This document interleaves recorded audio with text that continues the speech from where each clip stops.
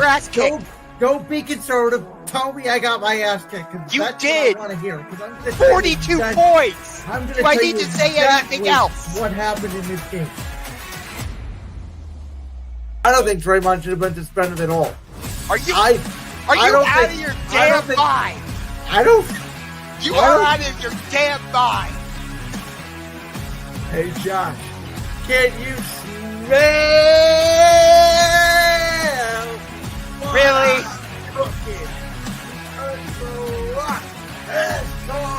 Back to SmackDown and completely stolen Cody Rhodes' WrestleMania moment. This is total. No, you don't get to talk right now. Oh, really? No. You don't get to talk. No. I am projecting. That's what I do in the media. You guys are afraid to put your freaking takes out there. Yes, that's what I'm doing. You, again, just you don't know how sports media works. This is my job.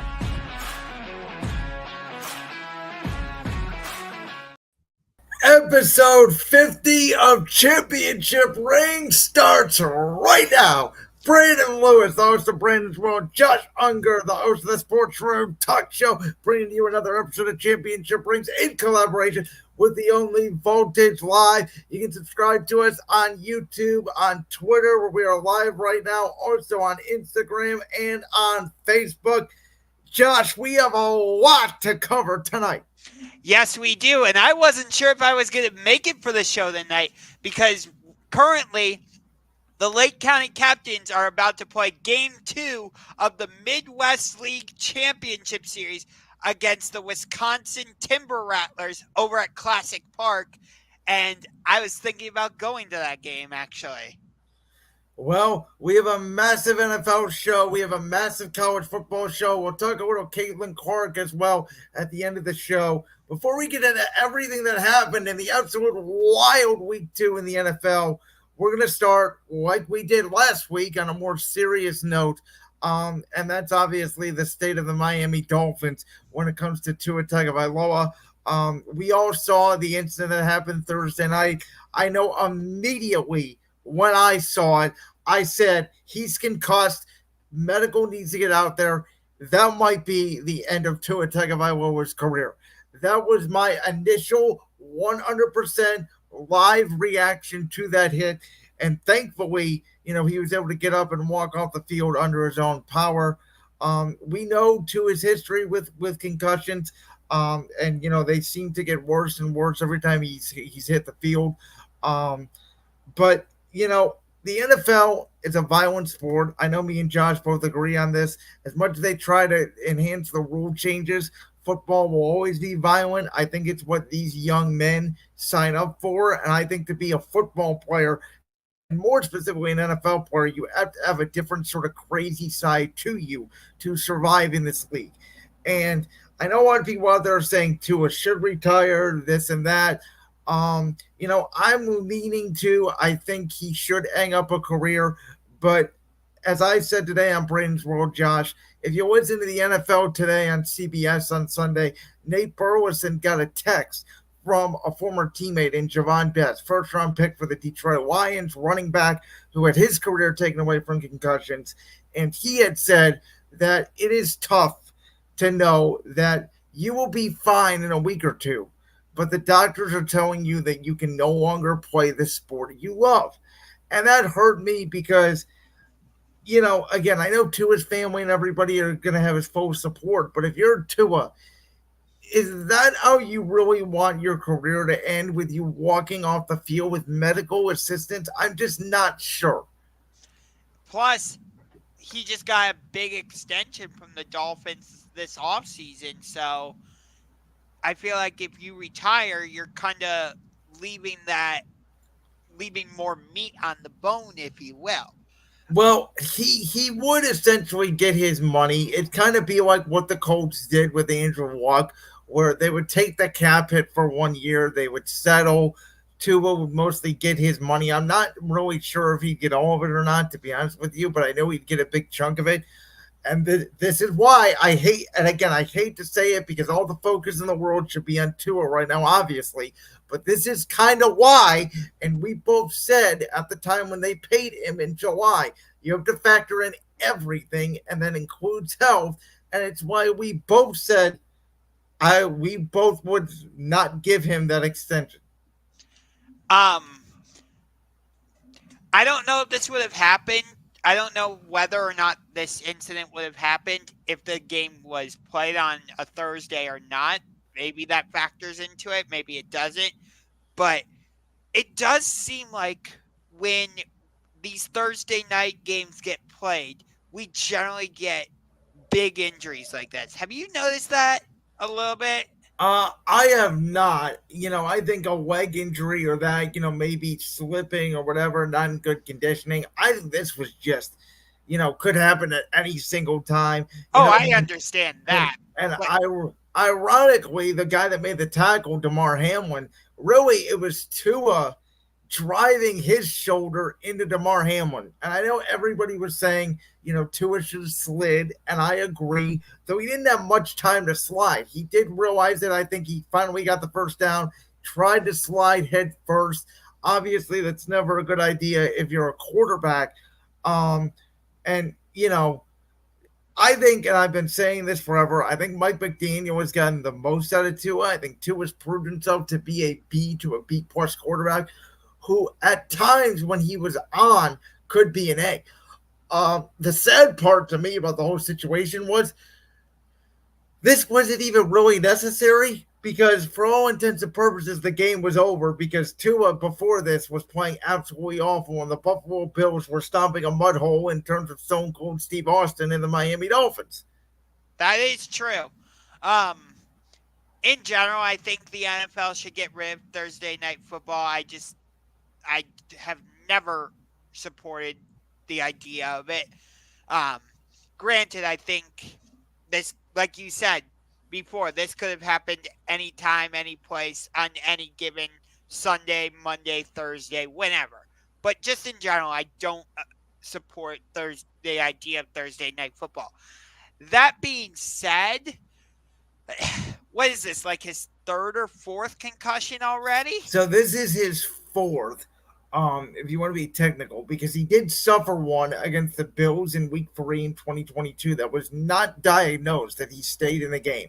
Then obviously we know the next week what happened against Cincinnati.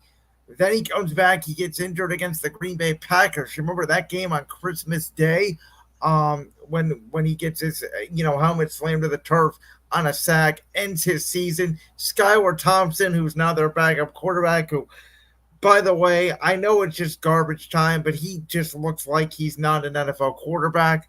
Um, comes in, plays the playoff game against Buffalo, and now he's QB1. And Miami, we'll talk about this, I'm sure, in a little bit, but Miami is at 0-2.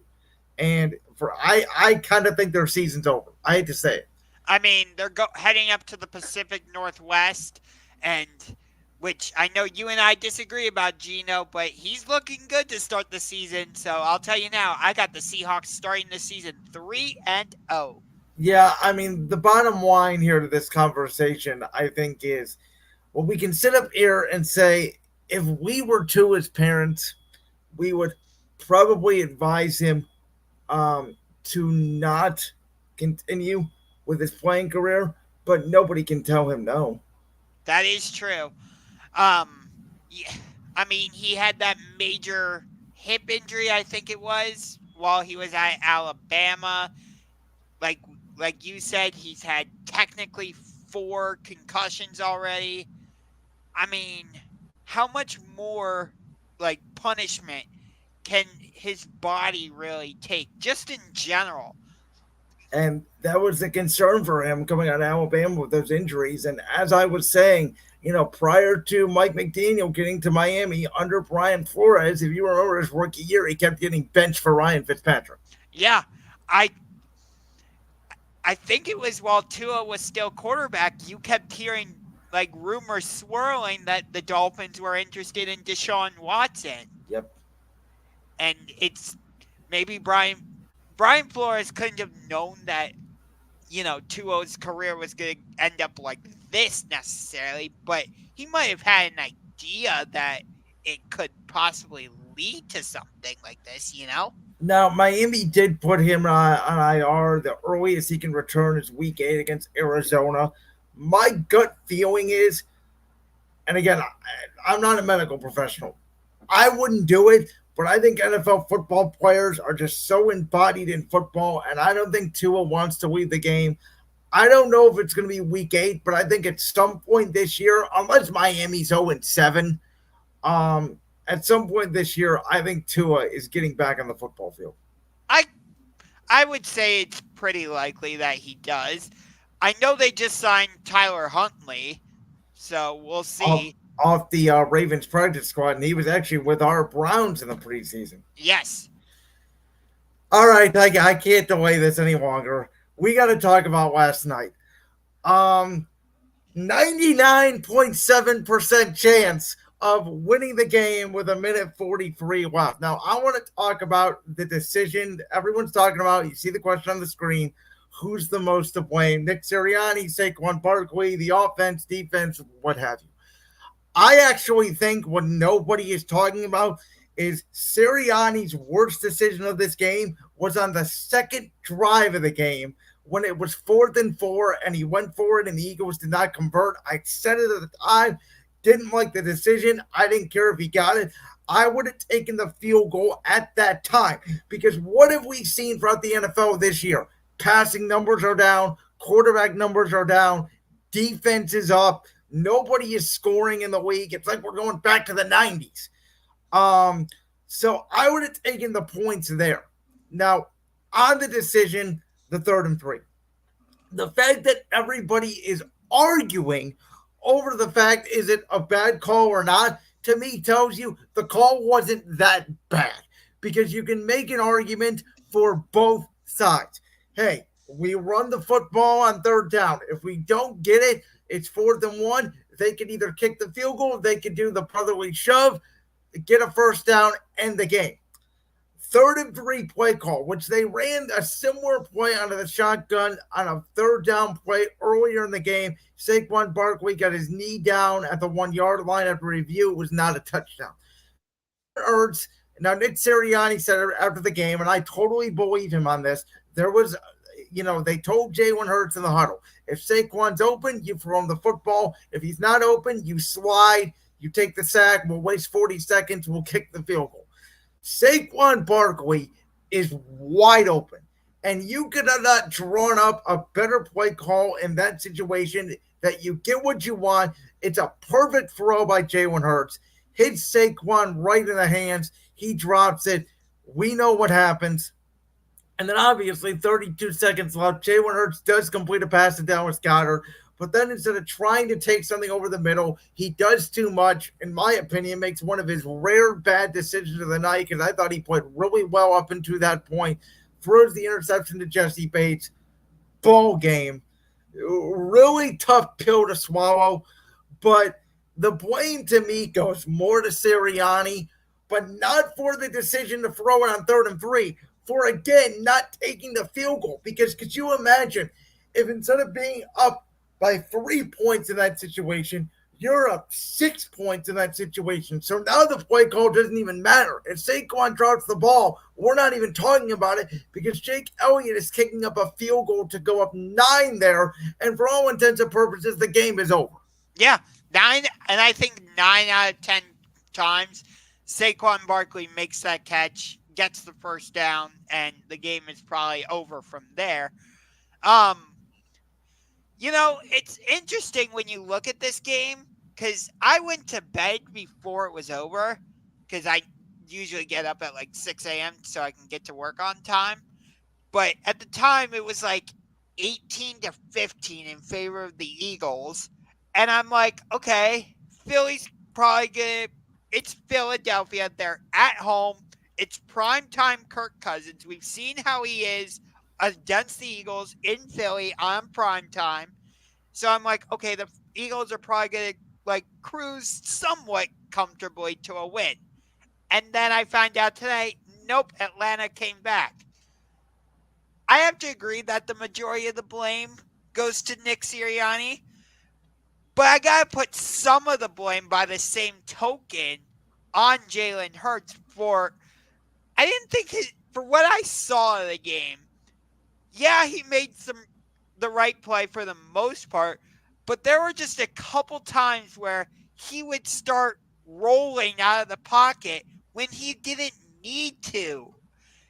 And that There was a couple though. If you watch the tape back, Mekhi Becton got beat a couple of times on pass plays. That kind of forced him to the pocket. He was actually very good in and out of the pocket last night. I thought his decision making was good, and the one thing I know people are saying it's like last year. Here we go again. I understand, and this team's going to have to get it corrected. The one difference to me is they didn't have AJ Brown last night, which that's definitely a huge loss. But which completely changes the offense. Oh yeah, for sure. And so there's one thing. If they had AJ Brown last night, this game could look totally different.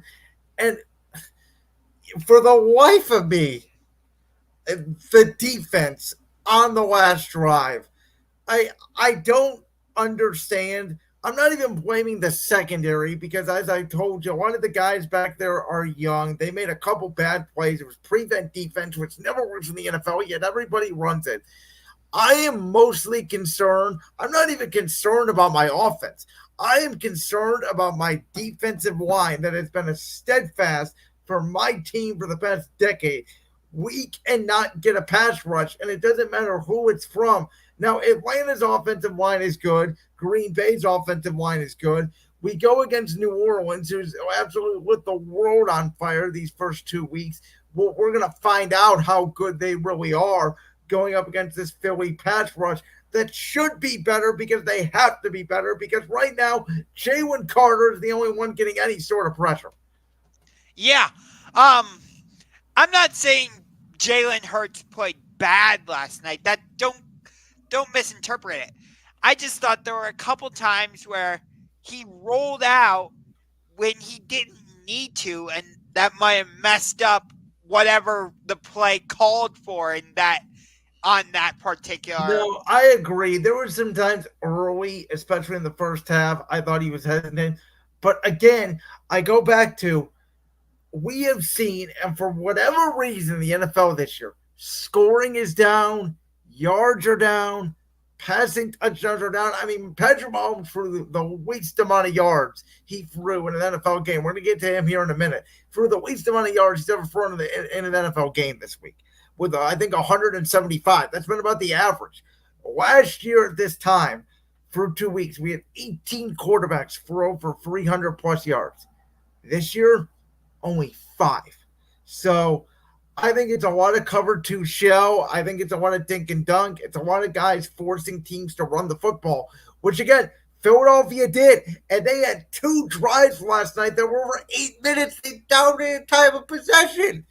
They just could not execute the one play call because if Saquon catches that, at the very least, it's a first down. He may even score on that play. He's that open.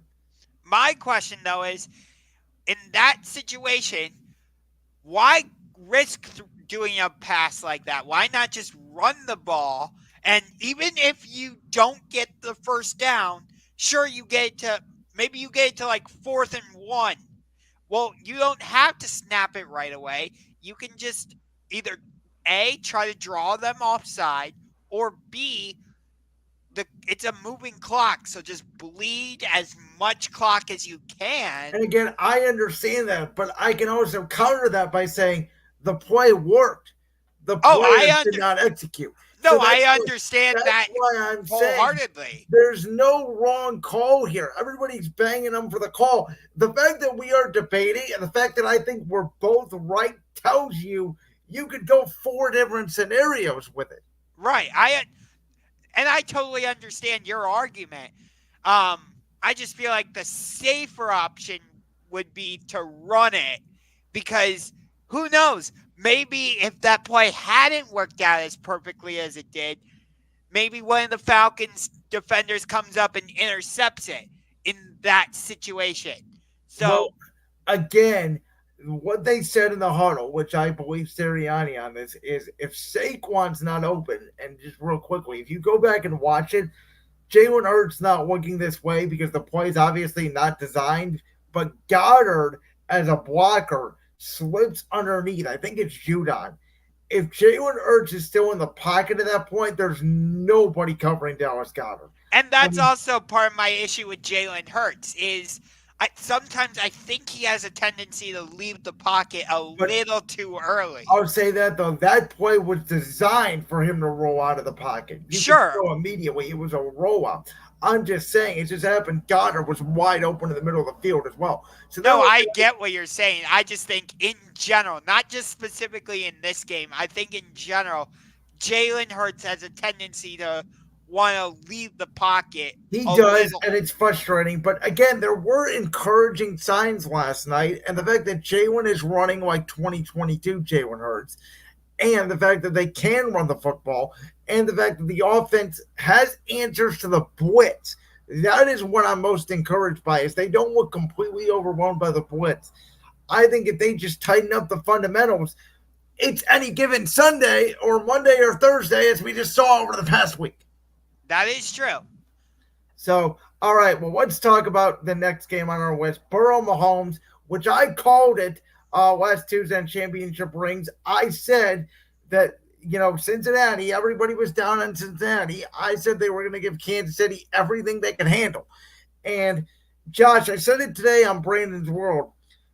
Again, it goes back to taking points that Nick Sirianni did not do last night in the Philadelphia game. What I noticed early in this game, both Cincinnati and Kansas City had goal-to-go opportunities. It was like 4th and goal at the 3-yard line for Kansas City, I think, and at the 4-yard line for Cincinnati.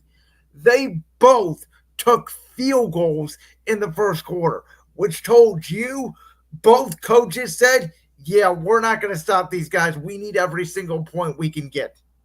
Yeah. You know my feelings about the Chiefs, and yeah, I'll admit the pass interference call was the right call at the end of the game. Yes, it was.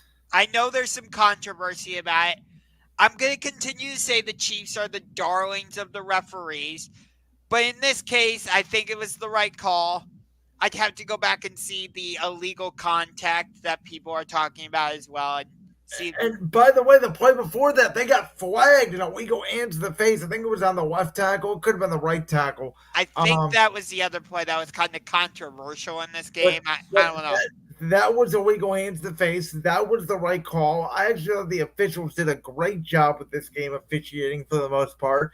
And ultimately, I kept saying it in the first half, Cincinnati again, settling for field goals instead of getting touchdowns. And you know what? I said it at the end of the first half. I said they're going to lose by a point. And I knew the Evan McPherson PAT on the one touchdown they scored. I think it was the second touchdown. I said that's going to cost them the game. And that was the difference of the game. It certainly was. Yeah, these two teams, anybody who says they don't have a rivalry, I don't know what you're watching. They clearly do. I mean, every game they've ever played has been decided by a field goal or less. I think, if I'm not mistaken, that was Mahomes' first win against Burrow in the regular season. Correct? In the regular season, yes. He does have the AFC Championship game, which to me, that was a blatant call they missed on Cincinnati. They gave Kansas City 15 yards on the necessary roughness call that sent Kansas City to the Super Bowl, and they played Philly, and we know what happened in that game. The only thing I'll say that's concerning from a Cincinnati standpoint is this contract situation with Ja'Marr Chase. Because I did not think it was going to be an issue, and I think it's an issue. And I don't think Ja'Marr Chase is putting his heart into this team the way he should. And to be honest with you, I don't blame him. Yeah, I really don't blame him. Like, you know how valuable he is to this offense. Like, he's Joe Burrow's go-to guy. Why are you not paying him? But we know that's how Mike Brown and the Cincinnati Bengals operate. They've always been kind of seen as cheapskates, if you will. Yeah, and by the way, Kansas City, a major injury on their side as well. Isaiah Pacheco goes down. Who wants to bet they call up Kareem Hunt from the practice squad and he They plays are. for eh, 100 yards? Yep, Kareem Hunt already signed with them, and Well, that's what I'm saying. He signed. How much you want to bet he gets called up to the practice squad? He goes for 50 yards or something. And Samaje Perine and the white running back they have, who's a rookie, they just come in and they do their thing. And Kansas City and Atlanta this week's a very interesting Sunday night game. I mean, I don't know. The whole league right now, I don't understand. yeah. Do I think the Bengals and Chiefs could meet in the playoffs again? As of right now, no. But Wow.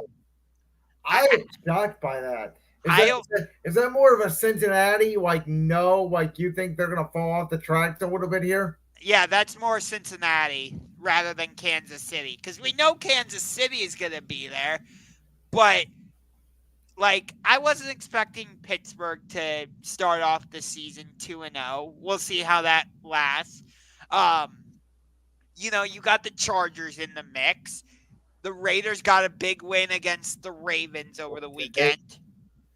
So, like, it's more of a Cincinnati thing rather than Kansas City. Well, here's the thing: the Bengals and Joe Burrow's tenure are 1-9 for the first 2 weeks. Again, when Joe Burrow's been healthy, the latest or the earliest, I should say, they've been eliminated is the AFC Championship game. Yes. So, I they have the history to say they can get this turned around, but something just looks off with the Bengals. I think they looked better than anybody expected. But again, I think they get up for Kansas City. Now they're 0-2 and they're playing a rookie quarterback and Gene Daniels on a Monday night. I expect Cincinnati to win, but if Washington outplays them or Washington has a chance to win the game late, then I think you get concerned. Fair enough. All right. How about the NFC South? What the heck? I am here to admit, I will raise my hand and say where Brandon was wrong on the New Orleans Saints right here. I picked them to win 3 games this year. They have 2 wins.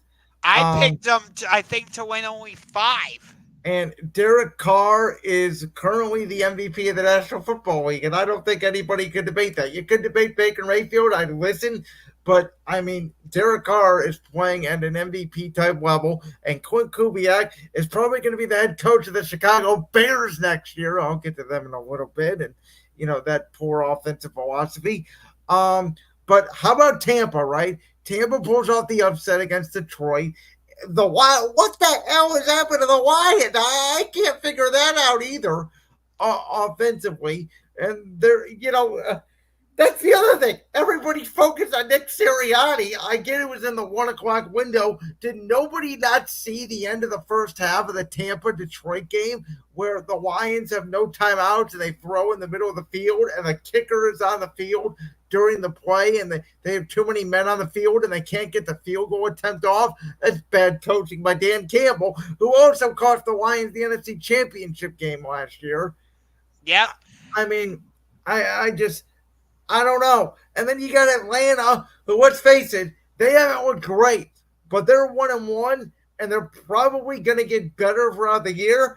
And then I'm sorry, Andy Dalton, I think, is going to make the Panthers a lively dog against Carolina. I mean, I'm serious. If you watch the Panthers, there are guys open. Bryce Young just can't get him the ball because he can't see.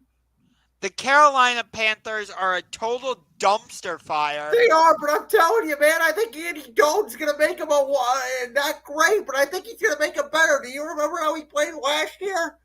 I think it was week 3. Didn't they beat somebody with Andy Dalton? I don't remember. Since David Tepper has taken over, he has run that franchise into the ground. Like, I think they've had 7 different head coaches during his tenure as the owner in Carolina, if I'm not mistaken.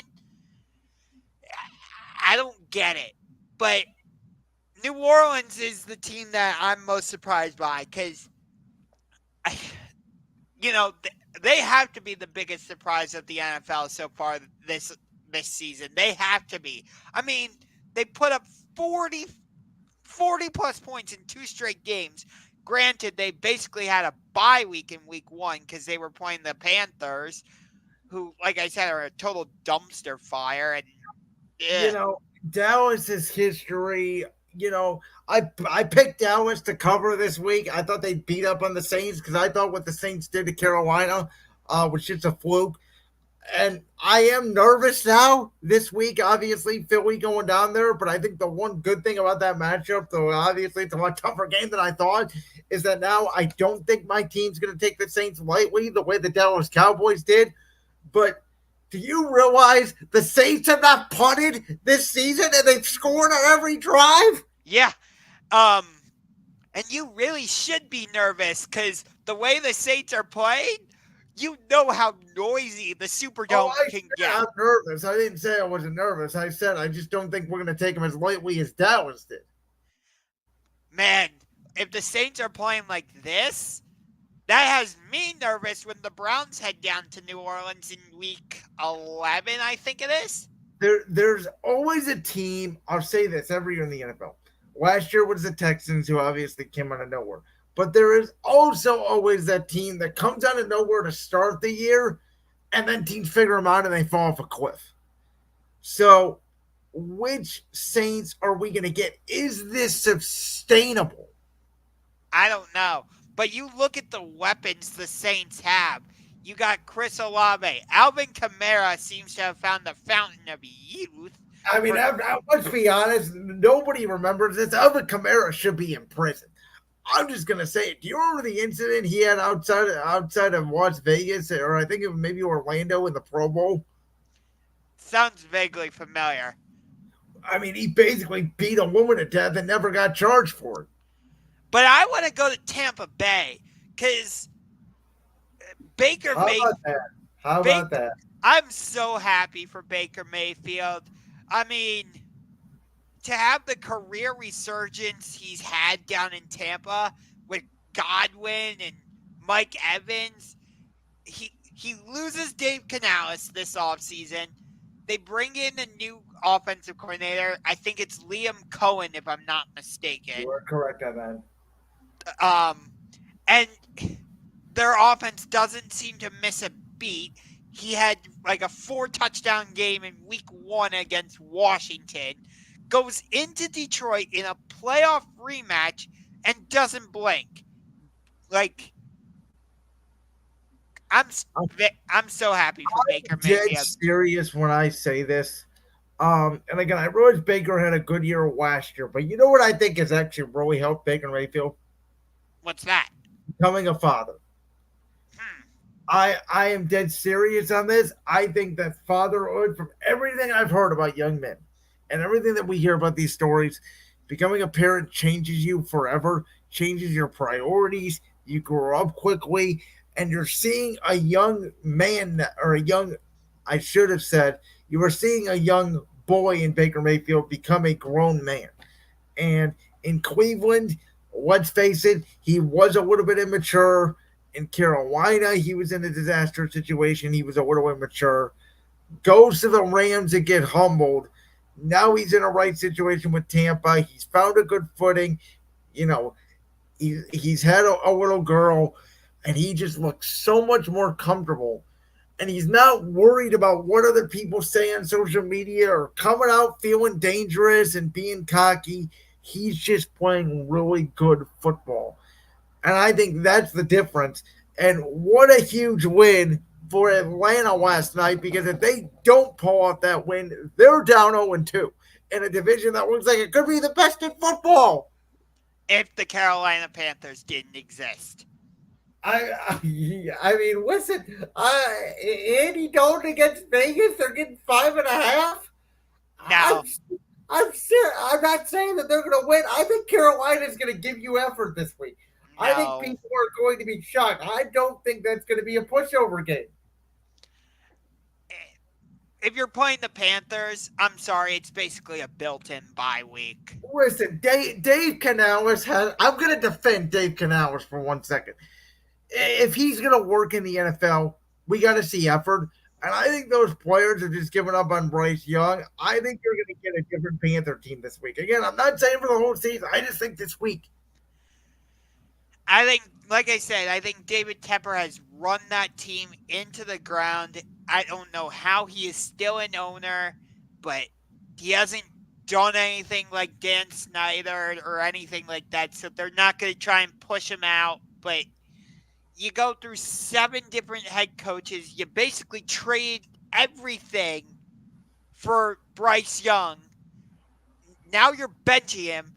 Like, who did Bryce Young have to throw to? Adam Thielen's already, like, he's got to be in his high 40s, something like No, he's in his mid 30s. that. Oh, He's in I don't. 32, 33. They got that kid out of Old Miss they drafted. They have Deontay Johnson. They just haven't gotten him the ball. So we'll see if Dalton can do that this week. Okay.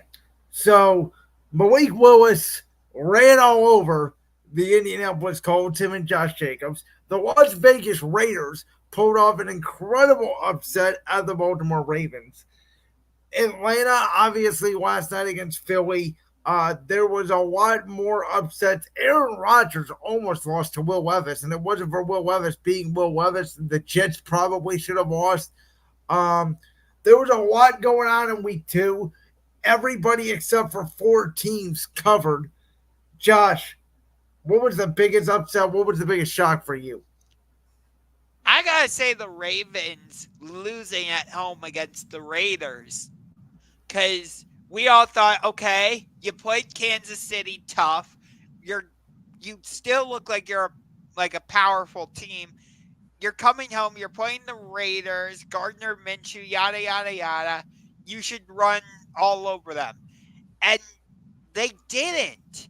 Like the Raiders managed to come back, win that game, and we have questions about Lamar Jackson again. And I'm like, why did you bring Derrick Henry here if you're not going to use him? It Yeah, the whole game plan didn't make sense. I agree with you. It was Baltimore. The way they obviously blew that lead, they're just like Philadelphia in a way. They get a lead with 2 minutes left and they can't hang on to it. I will say I was very disappointed in the Indianapolis Colts, who I think just thought that they were going to stop the run game and Malik Willis couldn't throw, and that was going to be the end of the game because they didn't show up. I think again they thought it was going to be like playing the Panthers and get a mini bye and get out of there. Now they're 0-2. Obviously, what the Saints did to Dallas was mind numbing to think about. I mean, that game was over 8 minutes into the game. But this to me, especially when they're winning the whole game, and you're playing Gardner Minshew, who, by the way, beat them last year when he was a member of the Colts in Baltimore.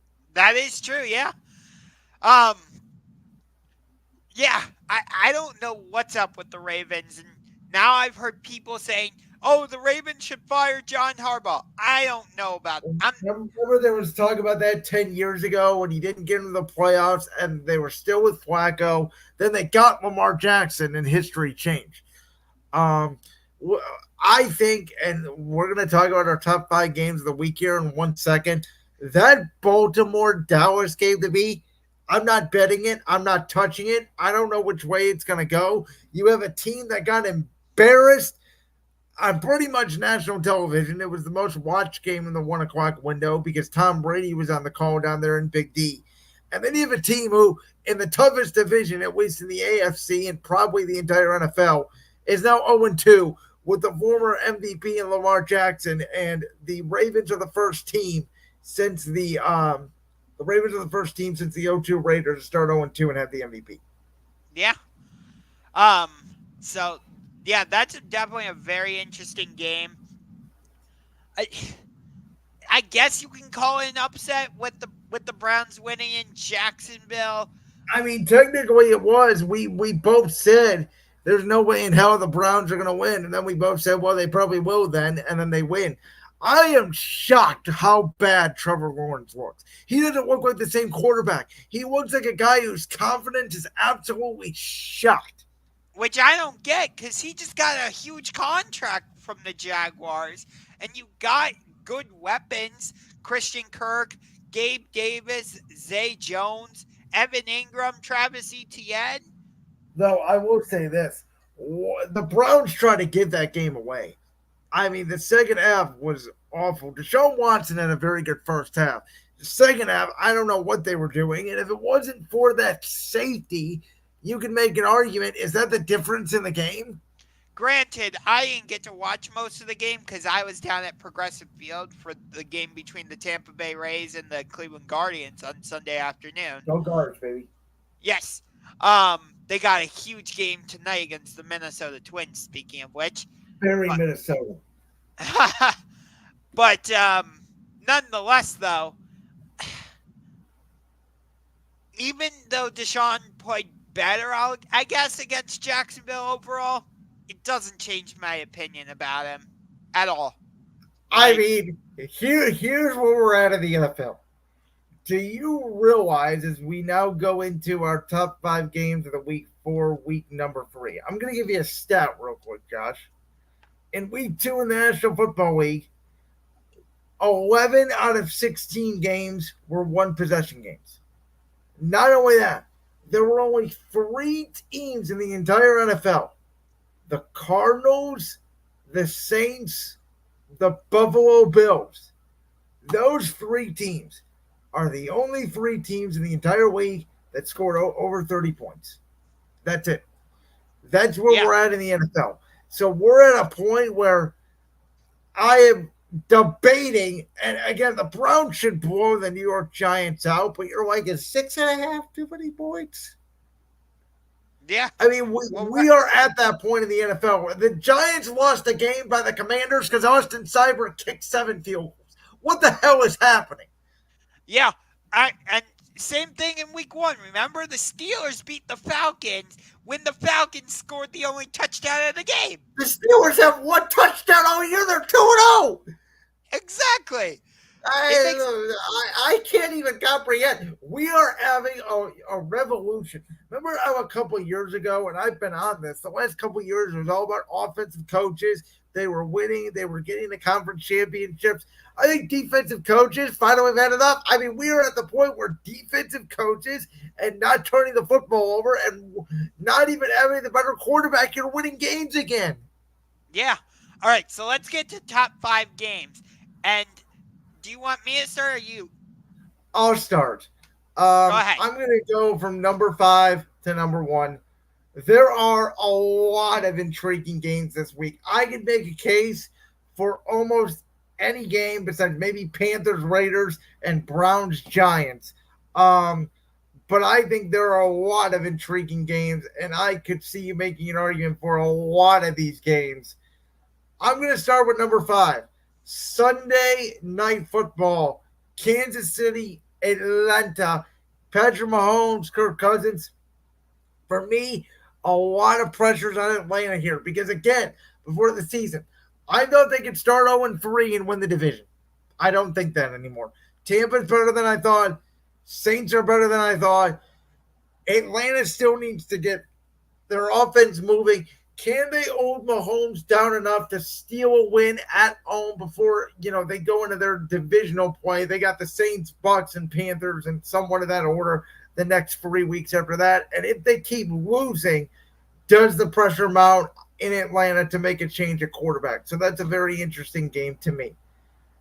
At number 4, my game in the 1 o'clock window, Philly at New Orleans. We already talked about the Philly collapse. Saints are 2-0. What kind of Saints team are we going to get? Can Philly rebound?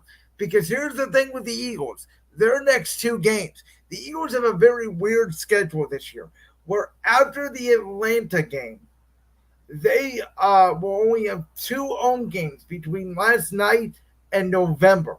They play the Browns at home week 6. They play Jacksonville at home week 9.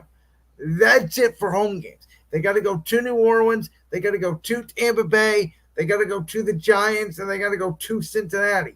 So a lot of road games in there. I think Philly's got to split these next 2 with New Orleans and Tampa. Things could get ugly quickly. Number 3 to me, a very sneaky game in the 1 o'clock window. The 2-0 Houston Texans, led by C.J. Stroud, who really played a good game, I would say, against Chicago on Sunday night. Not a great game. They take on the 2-0 Minnesota Vikings, who I don't know if they're going to have Justin Jefferson. I don't know if they're going to have Jordan Addison, but I do know this. So far, I've been right on the fact that I said Sam Darnold is going to have a Baker Mayfield type year. He was awesome in Minnesota. Number 2, the Detroit Lions against the team that we both said could shock the NFL this year, the Arizona Cardinals. What they did to the Rams, I can't even imagine. I mean, Marvin Harrison Jr. goes off. How do the Lions cover him in the secondary?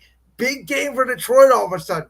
You don't want to go down to 1-2, especially, Chicago and Indy's a go either way game. If Minnesota can pull off a win against Houston, and then you got Green Bay, who will probably win the game because Will Levis will give it away. So there's pressure to me on Detroit here to win. And then number 1, I just talked about it.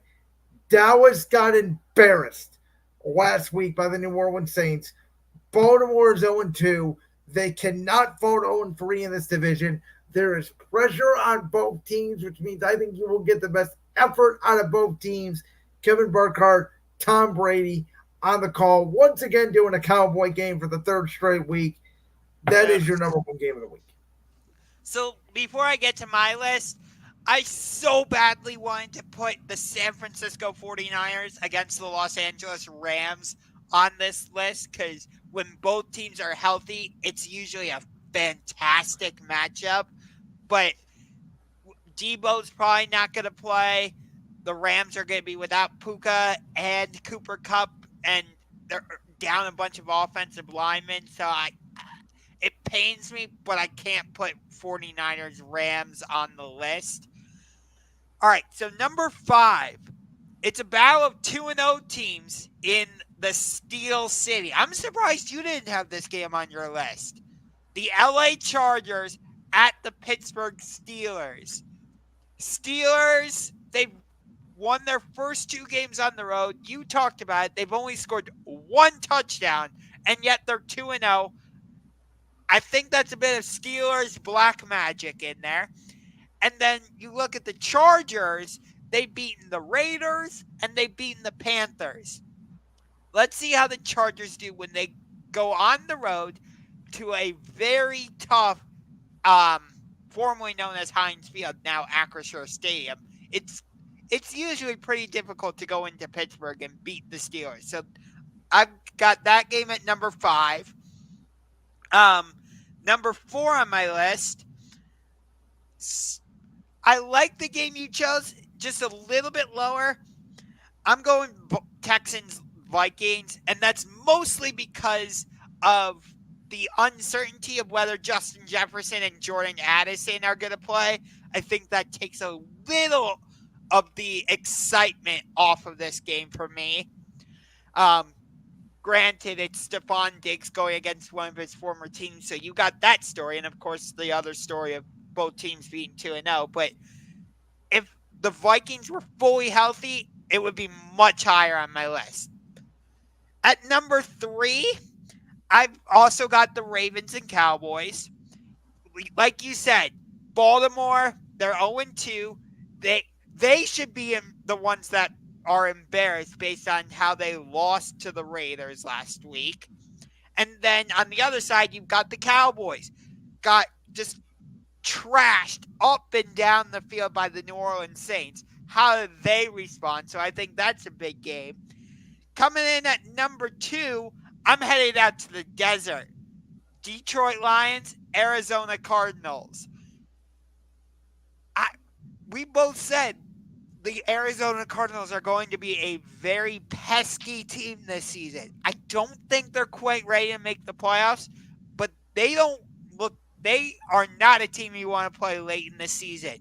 And you and I were both very high on the Lions. If I remember correctly, both of us actually had Detroit as the 1 seed in both of us had them in the Super Bowl. Yes.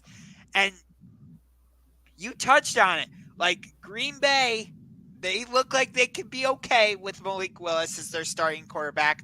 We'll see how Minnesota does without Jordan Addison and Justin Jefferson, if that's the case. and I'm iffy about Chicago so I far. mean, Steve Waldron looks like the worst offensive coordinator I've ever seen. They can't protect the blitz. I mean, who would have thought Caleb Williams is running for his life? I mean, Yeah, but so I got that game at number 2, I believe, and at number 1, your game is the one I have at number 1 because wow. the Philadelphia Eagles heading down to the Bayou to take on the New Orleans Saints because now the Saints have put everybody on notice. You got a very good defense coming in with Philadelphia. We know about that defensive line. And I want to know with Jalen Hurts, can he stop making these decisions where he, like I was saying to you earlier, where he leaves the pocket too early? Because when they're healthy, you've got A.J. Brown, you've got Devontae Smith, you've got Dallas Goedert, you've got Saquon Barkley. I think his problem sometimes is he thinks a little too much. I agree with that. And he doesn't always trust his weapons. Now, I know the Eagles are going to be without A.J. Brown, but still, I think Philly has an offense, when they're clicking, that can possibly keep up with New Orleans. Now, again, New Orleans, I don't think they're going to be catching anybody off guard anymore, given how their offense has started. So, how do they adjust to kind of this new pressure with everybody talking about them? So you have Chargers, Steelers. I have Chiefs, Falcons. That's our only real difference. So outside of order, I think we're pretty close this week. The one thing I will say is I debated putting Jacksonville and Buffalo on there. That's a Monday night game, just because the Jags need to win this game. If the Jaguars drop to 0-3, their season's probably over. The other game I really debated putting on here was Bears at Colts. Me too. I debated that a lot too, because the Colts are 0-2, and you have Matt Eberflus going back to Indianapolis, former defensive coordinator there, obviously the head coach in Chicago.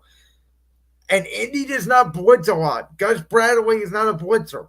I'm wondering if he brings the house more this week against Chicago, because they're running the same offense Philly ran last year. Let's just call 4 verticals every time against the blitz to get killed. Yeah.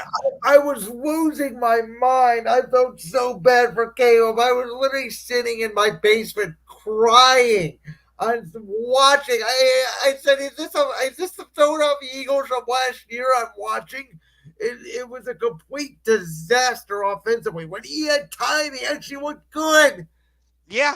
The other game I thought about putting on this list, Packers at Titans, because really if it wasn't for Will Levis, the 2-0, and I thought about that too, but then I'm like, it's Will Levis, and Brian Callahan literally told him, "What the bleep are you doing?" I almost said it.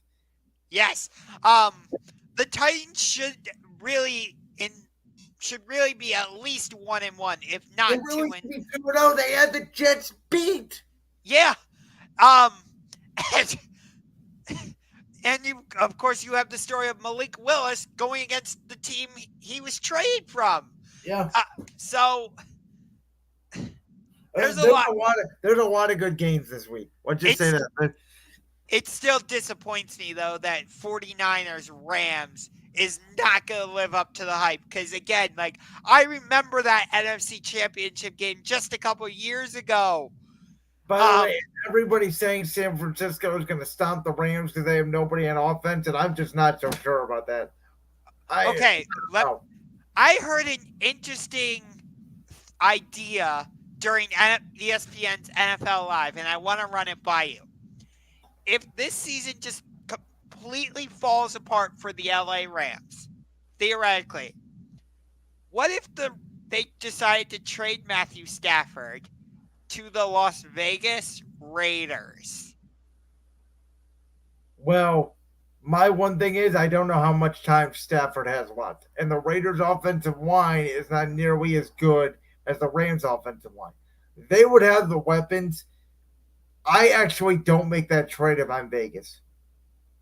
You stick with Gardner Minshew? No, I'd probably draft the quarterback.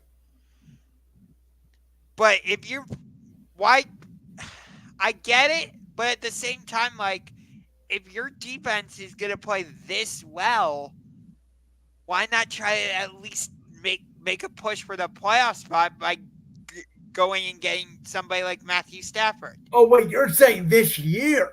Yeah, You're saying at the deadline? or even before. Yeah, I'm just talking about this season. I don't know if the Rams would do that mid-season. Would they?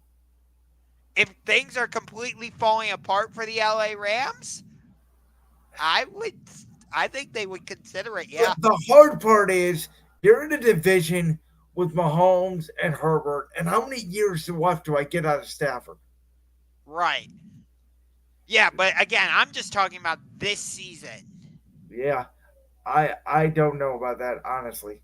All right, let's talk college football because Georgia they should have lost to Kentucky. They did not. They barely won. But in Yes, my because opinion, Mark Stoops just decided to punt on yes. fourth down. Um, Stupidly. in my opinion, I think it is clear who is the best team in college football. The Texas Longhorns. Going into last week, I think we had a three-way tie. I think it was Ohio State, I think it was Texas, and I think it was Georgia. I think you could have made an argument for any of those three. I think now, even above Ohio State, I think Texas is just really good. I don't see how they lose a game. I think they have two quarterbacks. They have Arch Manning. They have Quinn Ewers, who obviously went down. Even if he doesn't play, I think Arch Manning can be what JJ McCarthy was. I said this about Texas last week that I think they are the Michigan of this year. They just have too much talent, and they have more speed than Michigan did, and they can run the football. They can throw by you, and their defense is physical. They have first round talent all over the board. Like, if this team doesn't make a national championship, at this point, I'll be absolutely shocked. So when I look at the upcoming schedule for Texas, they have Louisiana Monroe this week. Whoop-de frickin' do. Then they host Mississippi State. Then they have their bye week. Then they've got the Red River rivalry game against Oklahoma. And then they host Georgia. So they can get by with Arch Manning for this week against UL Monroe and against Mississippi State. But I think if Texas wants to be a legitimate championship contender, they need Quinn Ewers back for those two games against Oklahoma and Georgia. Because That's the toughest game of their season. I mean, if they split with Georgia and Oklahoma, they'll be fine. If they go 2-0, I don't think you're stopping them. that's the biggest test of their season right there. Because I don't think they play Alabama this season, if I'm not mistaken. I don't think so either. I'll double check. No, they don't. They don't play Alabama. You will probably know this more than I do. I know the Big Ten has gotten rid of divisions. Has the SEC gotten rid of divisions as well? Yes. So the SEC championship game will just be the two best teams. Yes. Once Texas and Oklahoma came in, they got rid of the SEC East and the SEC West. So it's probably going to be Texas versus either Georgia or Alabama then. Whoever wins that Georgia-Alabama game will probably play Texas in the SEC championship game. Most likely. I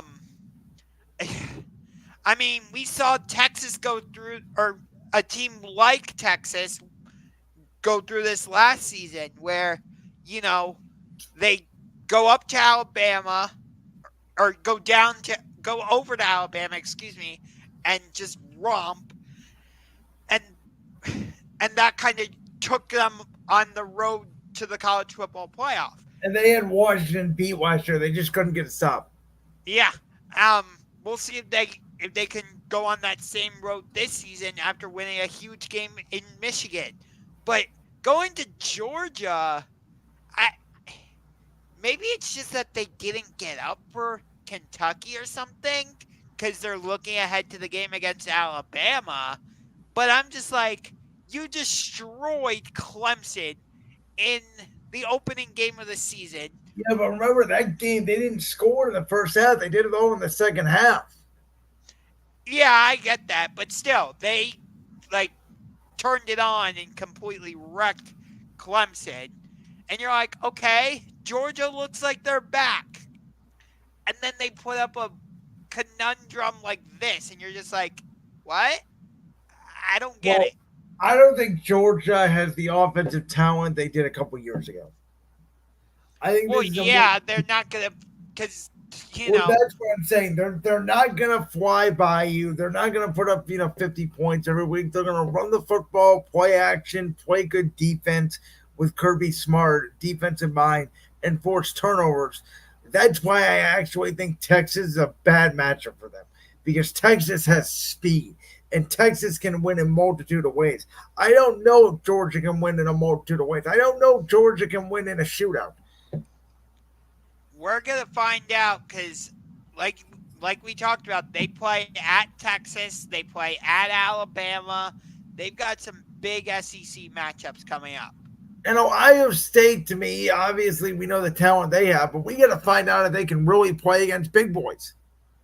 Yeah, and we're not really going to find that out until they head to Autzen Stadium on October 12th to play the Oregon Ducks. And 'Cause, Oregon's not as good as we thought, in my opinion. okay, fair. But you look at what Ohio State has coming up, like, I'll pull up their schedule. They've got Marshall this week, which they're favored by 40. Then they're at Michigan State. They host Iowa, at Oregon, host Nebraska, at Penn State, host Purdue, at Northwestern, host Indiana, and host Michigan. I only see like 2 games where they could really be challenged. Agree with you there. Speaking of the Big Ten, how about this? USC makes their Big Ten debut in the Big House against Michigan. And I'll be honest with you, I know Michigan's a tough minded, gritty defensive team, but what I've seen out of Lincoln Riley and Miller Moss, who I think runs this offense more efficiently, I'm not saying he's better, but I think he runs the offense more efficiently than Caleb Williams because he's not making the off script plays. I don't think Michigan is a very good offense. They'll play better because they don't want to be embarrassed again like they were against Texas. But I'm not sure by the end of this thing if it's not close in favor of USC. Oh, I think USC is going to win this game, but I think there might be some jitters for USC. The fact that their first Big Ten game is on the road against the defending national champions. I get that Michigan is not the same team they were last season, but they're still the defending national champions nonetheless. You're in that 3:30 window on CBS. I feel like a lot of the country is going to be watching. I think there's a bit of more pressure on USC, so that could be what keeps Michigan in this game for maybe like 3 quarters. You just alluded to it. I think this is a showcase game for Lincoln Riley and Miller Moss. And I totally see your point there, but I just think like maybe it's only through the first half, but they could have some jitters being that it's their first official Big Ten game. Yeah, no, I agree with you. I think early they will, and I agree. I think there's pressure on USC because I do think, it's going to be very hard. They have a not a brutal schedule, but they don't have an easy schedule by any means. But if they win this game against Michigan, I think it will go a long way in USC staking a claim that they are a top 12 team to get into the playoff. Yeah, I mean, you look at USC's schedule the rest of the way. They're at Michigan, then they host Wisconsin, then they're at Minnesota, they host Penn State, at Maryland, host Rutgers, at Washington, host Nebraska, at UCLA, and then they host Notre Dame. So to me, they're going to probably have to run the table, right? The toughest game of that list is at home against Penn State, but they get them at home. this will be their toughest road game. UCLA may give them, just because it's UCLA. Their Chip Kelly's not there anymore, so I really don't know how good that team is. But I know that's a big rivalry out there in California, so UCLA may give them a game. But I think if USC wins this game, they're on the path to the CFP. Yeah, I would agree with you. I think Wisconsin could be a tough game for USC because it is Wisconsin. I know how. And they have a new look offense. They did give Bama a little bit of a first half, but that game's also now going to be at USC, Correct, yes. which I think is going to be hard for Wisconsin. I think it would be different if that game's in Badger City. Yes, I agree. All right, well, you wanted to bring this up. Let's talk about Oklahoma as the Yes. state takes center stage in college football this week. Yes, because there are two big games happening this Saturday in Oklahoma. First, in a huge Big 12 showdown, you've got the number 12 Utah Utes, undefeated at 3-0, taking on the Oklahoma State Cowboys, also at 3-0.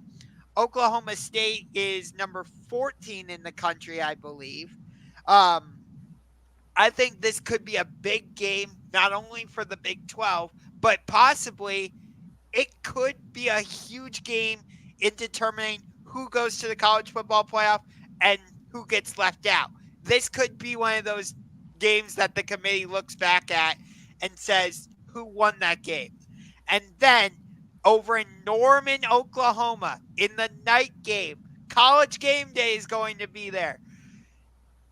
The Oklahoma Sooners make their official SEC debut when they host the high-flying number 6 Tennessee Volunteers. So you got two huge games this weekend, which both could have major playoff implications. Tennessee is a 7-point favorite against Oklahoma, and I would like to just point out that Tennessee beat my Kent State University 71-0 last week, including being up 61-0 at halftime.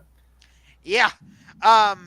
And you've got Utah, who is favored on the road by 2 against Oklahoma State.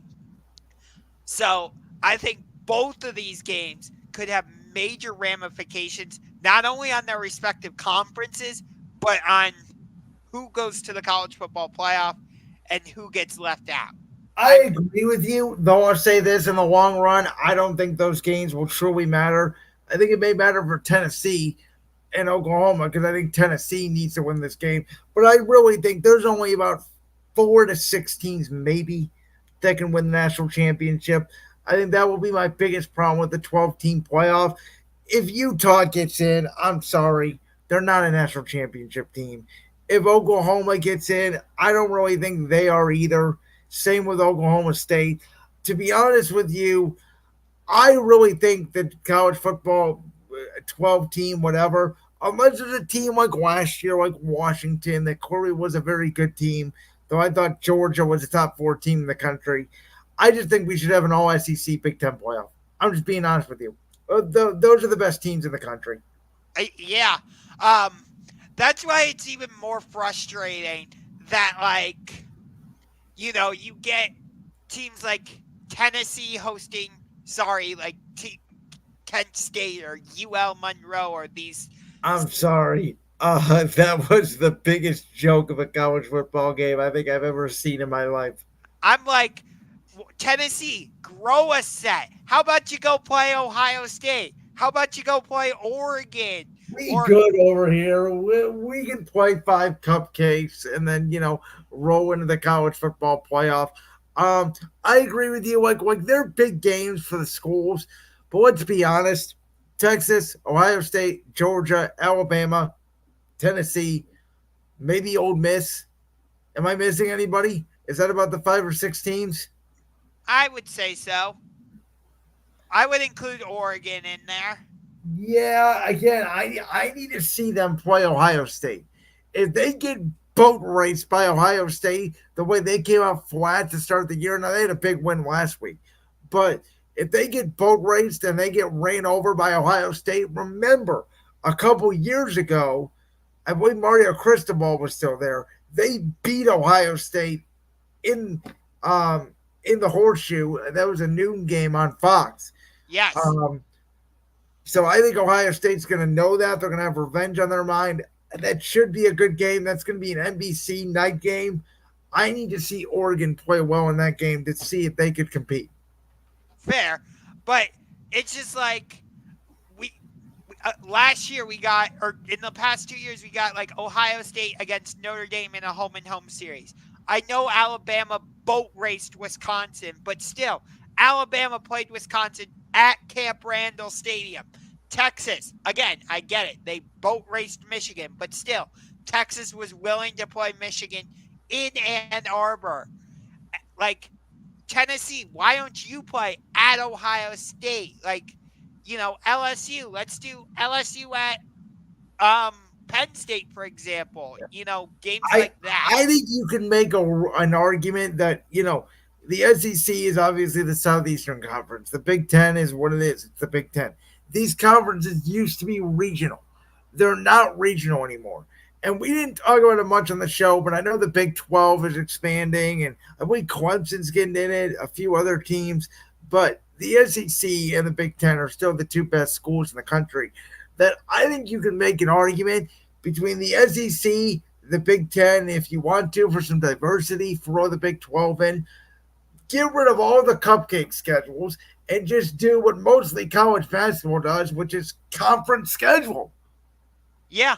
And like they'll do like the neutral site games, but they'll still do like the Big 12 Big 12 ACC challenge where you'll get like, or I'm sorry, Big 12 SEC challenge, and you get like Kentucky at Kansas. That's usually a big game when those two play each other.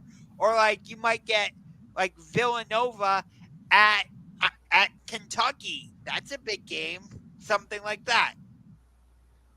You know. Let's go ahead and wrap it up tonight by talking about the one, the only phenom of the WNBA. Caitlin Clark, who is officially, Josh, led the Indiana Fever to the number 16 in the WNBA playoffs that begin this weekend. Yeah. As of right now, I think the Indiana Fever will be set to play the Connecticut Sun in the playoffs. I'll have to look that up as of right now. Or it might be Seattle. I'm not 100% sure on that. It would be Connecticut as of right now. That would be a tough matchup because we know how well defensively Connecticut plays.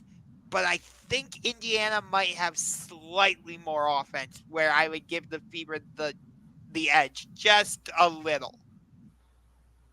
I think the Indiana Fever are not a regular number 6 seed. I think they have a chance to win it all. I wouldn't go that far. Not when you have the New York Liberty, the Minnesota Lynx, and the Las Vegas Aces, the back-to-back defending WNBA champions who are trying to go for a three-peat. Asia Wilson, Kelsey Plum, Chelsea Gray. You got the New York Liberty with Sabrina Ionescu, Brianna Stewart, Courtney Vandersloot, and of course Minnesota. You know their history with Cheryl Reeves and how they always rise up and win championships. When you've got those three, not yet, Indiana, not yet. Do you think they at least win a series? They could possibly beat Connecticut in the first round, but other than that, I don't see them going much farther. Well, we've seen a different Indiana Fever team ever since they came back from the Olympics. And I don't know if it's anger from Caitlin. I don't know if it's the team just getting better. I don't know if it's her getting the rest from the Olympics. But that team has come together, and from getting, the last two number one picks in the draft to being the number 6 seed, and you can make an argument, in my opinion, she's one of the top 2 freest players right now in the sport, and she definitely pulled away as the rookie of the year in the WNBA. She is going to make a Steph Curry-like impact, as we all predicted, and I think that the world will be watching, and that these will be the most covered and the most watched WNBA playoffs of all time. I do. The one issue is you got the WNBA playoffs happening on Sunday. That they're going to be competing directly with the NFL, so Good that point on could that. cause issues. Hey, by the way, the Cavs City Edition jerseys have been leaked. I don't know if you've seen these yet. I am not. Um, there you go. I don't love them. Don't love them. So that's Hey, the. you know what? It didn't make it in the rundown tonight, but we gave Isaac a Goro an extension. Yeah. Oh no, thank you. Well, hey, we'll be talking basketball in a month. NBA season's right around the corner. But thank you guys so much for listening to tonight's championship rings. Josh, you know what next week is? No, I don't. What's up? Next week is the last week of the MLB regular season. So, baseball playoffs right around the corner. We'll be talking about it on championship rings, as well as I believe isn't that Georgia Alabama game next Saturday night, a week from Saturday? I believe September so. 28th? Yeah. I Yeah. believe so. Yeah. So we are going to preview that game. We will talk about all the things that happened in the NFL Week 3. Good luck with your picks. Good luck in Survivor Pool, and good luck betting. God help us all. And let's make some money this week, because I sure lost money last week. 1 for 5 in my best bets. I got to bounce back. But with that being said, thank you for listening to that championship rings. Josh, anything else? Captains and Timber Rattlers are currently tied 1-1 in the bottom of the second. Captains have to win this game to force a winner takes all game 3 tomorrow night. Otherwise, Wisconsin wins the title. With that, we will be back next Tuesday. As always, another episode of Championship Rings. We're in collaboration with Voltage Live, and we are out of here.